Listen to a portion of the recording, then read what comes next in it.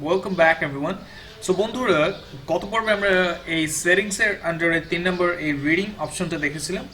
আজকে আমরা দেখব এই 4 নম্বর ডিসকাশনের এই সেটিংসটা। আমি এখানে ক্লিক করছি তার জন্য। এন্ড দেন এখানে দেখতে পাচ্ছেন যে প্রথমেই রয়েছে ডিফল্ট পোস্ট সেটিংস। এখানে প্রথম এই দুটো settings attempt to notify any blogs linked to from the post এই বিষয়টা এবং কি এই সেকেন্ড এই বিষয়টা allow link notifications from other blogs pingbacks and trackbacks on new post এই দুটো বিষয় মেইনলি ব্যাকলিংকের ব্যাপার স্যাপার এগুলো যারা এসইও এক্সপার্ট তাদের প্রয়োজন আমাদের খুব একটা প্রয়োজন হবে না কখনো তাই আমি এটাকে স্কিপ করে যাচ্ছি এরপরে যে বিষয়টা রয়েছে সেটি হচ্ছে allow people to submit comments on new post আপনি যদি বাই ডিফল্ট এটাকে টিক মার্ক দিয়ে রাখেন দেন মানুষ এসে আপনার ওয়েবসাইটে কমেন্ট করতে পারবে আপনার যে পোস্টগুলো রয়েছে সেগুলোর নিচে কমেন্ট করতে পারবে আর যদি সেটা না থাকে এটা যদি ক্লিক করা না থাকে এটা টিক মার্ক দেওয়া না থাকে সেক্ষেত্রে তারা কমেন্ট করতে পারবে না বাই ডিফল্ট কমেন্ট ফর্মটা আসবে না এবং কি অ্যাট লাস্ট এখানে যে বিষয়টা রয়েছে সেটা হচ্ছে this settings may be overridden for individual post এই সেটিংসটা আপনি চাইলে এই তিনটে সেটিংস চাইলে আপনি যখন কোনো পোস্ট করবেন আপনার পোস্ট থেকে ওভাররাইড করতে পারবেন আপনি যদি এই সেটিংসগুলো পোস্ট থেকে সিলেক্ট করে দেন স্পেসিফিকভাবে প্রত্যেকটা পোস্টে যদি আলাদা আলাদা রকম দিতে চান তাহলে পোস্ট থেকে আপনি অপশন পাবেন সেখান থেকে দিয়ে দিলে এই সেটিংসগুলো ওভাররাইড হয়ে সেগুলো দেখাবে সো বন্ধুরা এরপর রয়েছে হচ্ছে আদার কমেন্ট সেটিংস এই বিষয়টা কি এখানে দেখতে পাচ্ছেন যে comment author must fill out number name and email এই বিষয়টা মেইনলি কি এটা যদি আমরা কমেন্ট ফর্মটা দেখার জন্য যদি এটাকে নতুন একটা ট্যাবে ওপেন করি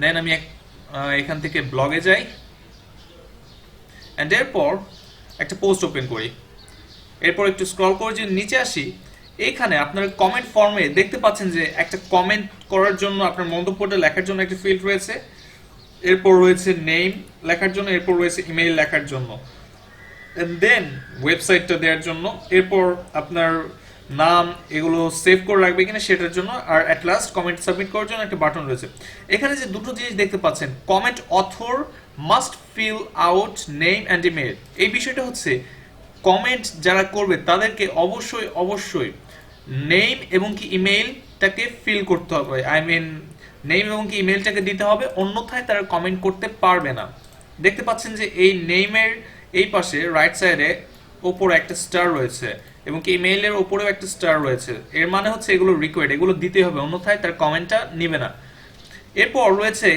user must be registered and logged into comment এই বিষয়টা হচ্ছে যারা আমাদের ওয়েবসাইটে কমেন্ট করতে চাবে তাদেরকে অবশ্যই লগ ইন করে থাকতে হবে যদি এটা আপনি ক্লিক করে সেভ করে দেন এখান থেকে সেভ করে দেন দেন আপনাকে অবশ্যই আমাদের ওয়েবসাইটে রেজিস্টার করে তারপর কমেন্ট করতে হবে সেই ক্ষেত্রে আমাদের আরেকটা বিষয় করতে হবে সেটা হচ্ছে আমরা যদি এই রাইটিং থেকে যদি দেখতে পাই সরি বন্ধুরা রাইটিং নয় জেনারেল থেকে আপনি একটা অপশন দেখতে পাচ্ছেন মেম্বারশিপ এনিওয়ান ক্যান রেজিস্টার এই অপশনটাকে তার আগে অবশ্যই টিকমার্ক দিয়ে সেভ করে দিতে হবে তারপরেই আপনি এটা এনেবল করলে কাজ করবে অন্যথায় কিন্তু করবে না এরপর যে বিষয়টা রয়েছে automatically close comments on post older than 14 days এই বিষয়টা হচ্ছে আপনার ওয়েবসাইটে যে কোনো কমেন্ট যদি আপনি 14 দিনের ভিতর যদি ক্লোজ করে দিতে চান সেই ক্ষেত্রে এটাকে টিকমার্ক দিয়ে সেভ করে রাখবেন এরপর যে বিষয়টা রয়েছে সেটা হচ্ছে show comments cookies opt in checkbox allow comment author cookies to be set এই বিষয়টা হচ্ছে আমরা আমাদের কমেন্ট ফর্মের এই নিচে এখানে একটা চেকবক্স দেখতে পাচ্ছি এখানে লেখা রয়েছে save my name email and website in this browser for the next time আমরা যদি এইটাকে ক্লিক করে যদি সেভ করি তাহলে ইউজার পরবর্তী সময়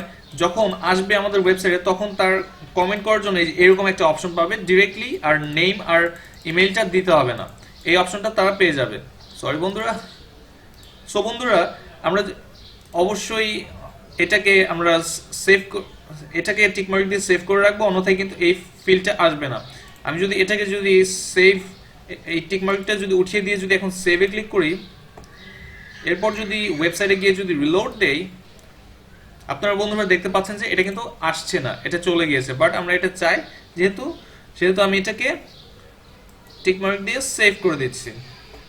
তার কারণ ইউজারদের সুবিধা হবে পরের সময় থেকে, পরে যখন কমেন্ট করতে আসবে একটা ইউজার, দেখতে পাচ্ছেন যে আবার সেটা চলে এসেছে। সো এরপরে যে বিষয়টা দেখতে পাচ্ছেন, এই বিষয়টা হচ্ছে enable threaded nested comments 5 levels deep. I mean, আপনারা অনেক সময় দেখবেন যে কমেন্টের নিচে কমেন্ট, মানে একজন রিপ্লাই করেছে, সেই কমেন্টে আবার দেখাচ্ছে, আবার রিপ্লাই করেছে, আবার দেখাচ্ছে, মানে এইভাবে চলতেই থাকে। এইভাবে কতবার চলতে থাকবে সেই বিষয়টা আপনি এখান থেকে সিলেক্ট করতে পারবেন। আমি চাচ্ছি যে 5বার এইরকম ভাবে চলতে থাকবে, মানে লেভেলটা 5 টাইমস হবে। এরপর দেখতে পাচ্ছেন যে ওই লেভেলসটা যদি অনেক বড় হয়ে যায়, সেক্ষেত্রে এখানে বলা হচ্ছে যে আপনার কমেন্টগুলো মাল্টিপল পেজে ডিভাইড হয়ে যাবে কিনা। এখান থেকে আপনি সিলেক্ট করে দিতে পারবেন যে কতগুলো কমেন্ট হলে দ্বিতীয় পেজে শো করবে কমেন্টগুলো। আই মিন, অনেকটা বলতে পারেন পেজিনেশনের মতো সেকেন্ড পেজে চলে যাবে। এবং কি এরপরে বলছে যে কমেন্ট শুড বি ডিসপ্লেড, মানে এটা কি পুরাতন থেকে নতুন আসবে নাকি নতুন থেকে পুরাতন ভাবে আসবে, এই বিষয়টা আপনি এখান থেকে সিলেক্ট করতে পারবেন। এখানে দুটো অপশন রয়েছে। এরপর যে বিষয়টা রয়েছে, email me whenever anyone post a comment, মানে যখন কেউ একটা কমেন্ট করবে আমাদের ওয়েবসাইটে এসে, আমাদের ওয়েবসাইটের অ্যাডমিনিস্ট্রেশন কোনো ইমেইল পাবে কিনা সেটা আপনি এখান থেকে কন্ট্রোল করতে পারবেন। এরপর রয়েছে হচ্ছে কমেন্ট কি অটোমেটিক্যালি অ্যাপ্রুভ হবে নাকি ম্যানুয়ালি অ্যাপ্রুভ হবে, মডারেশনের জন্য কি অপেক্ষা করবে কিনা। আপনি যখন একটা কমেন্ট করবেন, দেখবেন যে সেই কমেন্টটা ওয়ার্ডপ্রেসে বাই ডিফল্ট মডারেশনের জন্য অপেক্ষা করে, সেই বিষয়টা এখান থেকে ক্লিক করে আপনি কন্ট্রোল করতে পারবেন। আর একটা কথা বলে রাখা ভালো, এই বিষয়টা অলওয়েজ টিকমার্ক দিয়ে রাখবেন। এর কারণ হচ্ছে স্প্যামিং। আপনি যদি এটা না দিয়ে রাখেন, আপনার ওয়েবসাইটে প্রচুর প্রচুর স্প্যামিং হবে। সো এটাকে ম্যানুয়ালি অ্যাপ্রুভ করাই ভালো। এরপর হচ্ছে আপনার বিফোর আ কমেন্ট অ্যাপিয়ার্স, এই যে বিষয়টা বলতেছিলাম, যে আপনার কমেন্টটা ফ্রন্ট এন্ডে শো করার আগে এখান থেকে আপনি কন্ট্রোল করতে পারবেন যে সেটা ম্যানুয়ালি অ্যাপ্রুভ হবে নাকি ম্যানুয়ালি অ্যাপ্রুভ হবে না। এরপরে যে বিষয়টা দেখতে পাচ্ছেন যে comment author must have a previously approved comment, এই বিষয়টা হচ্ছে ধরুন একটা ইউজার যে আপনার ওয়েবসাইটে প্রতিনিয়ত কমেন্ট করে, তার একটা কমেন্ট আপনি অলরেডি অ্যাপ্রুভ করে দিয়েছেন এবং কি চাচ্ছেন যে এর পরের কমেন্টগুলো অটোমেটিক্যালি অ্যাপ্রুভ হয়ে যাবে, সেই ক্ষেত্রে আপনি এটাকে টিকমার্ক দিয়ে সেভ করে রাখতে পারেন। আশা করি বুঝতে পেরেছেন। সো এরপর যে বিষয়টা রয়েছে সেটা হচ্ছে কমেন্ট মডারেশন। এখানে দেখতে পাচ্ছেন যে বলা হয়েছে hold a comment in the queue if it contains 2 or more links. A common characteristic of comment spam in is a large number of hyperlinks. এখানে যে বিষয়টা বলা হয়েছে হচ্ছে যে কমেন্টগুলো অনেক স্প্যামিং করে, মানে যেগুলো মানে ফেক কমেন্টস অটোমেটিক্যালি বিভিন্ন বটের মাধ্যমে করা হয়, সেগুলো অনেকগুলো লিঙ্ক থাকে, সেগুলো সেই লিঙ্কের সংখ্যা কতগুলো হলে সেগুলো স্প্যাম বক্সে চলে যাবে, সেই বিষয়টা আপনি এখান থেকে কন্ট্রোল করতে পারবেন। এরপর যে বিষয়টা রয়েছে, ধরুন এমন কোনো ওয়ার্ডস কিংবা এমন কোনো কিছু কমেন্ট করে যেগুলো কোনো ইউজারের কমেন্টে থাকলে সেটা অটোমেটিক্যালি স্প্যামে চলে যাবে, সেই বিষয়গুলো আপনি এখান থেকে কন্ট্রোল করতে পারবেন। অ্যান্ড দেন যে বিষয়টা রয়েছে কমেন্ট ব্লক লিস্ট, এই দুটো বিষয় অলমোস্ট সেম, সো এটা নিয়ে কথা বলছি না। অ্যাট লাস্ট যে বিষয়টি রয়েছে সেটা হচ্ছে অ্যাভার্টার্স ডিসপ্লে। আমি যদি এখানে যদি ক্লিক করে দিই শো অ্যাভার্টার্স, এই বিষয়টা হচ্ছে যারা কমেন্ট করবে তাদের ছবিটা শো করবে কিনা সেই বিষয়টা আপনি এখান থেকে কন্ট্রোল করতে পারবেন, যে তাদের ইমেজটা কোন স্টাইলে শো হবে এক্সেট্রা এক্সেট্রা, অনেক কিছু রয়েছে এখানে। এগুলো আপনারা ঘেটে ঘেটে দেখবেন, আরও বেশি বেশি গুগল সার্চ করবেন।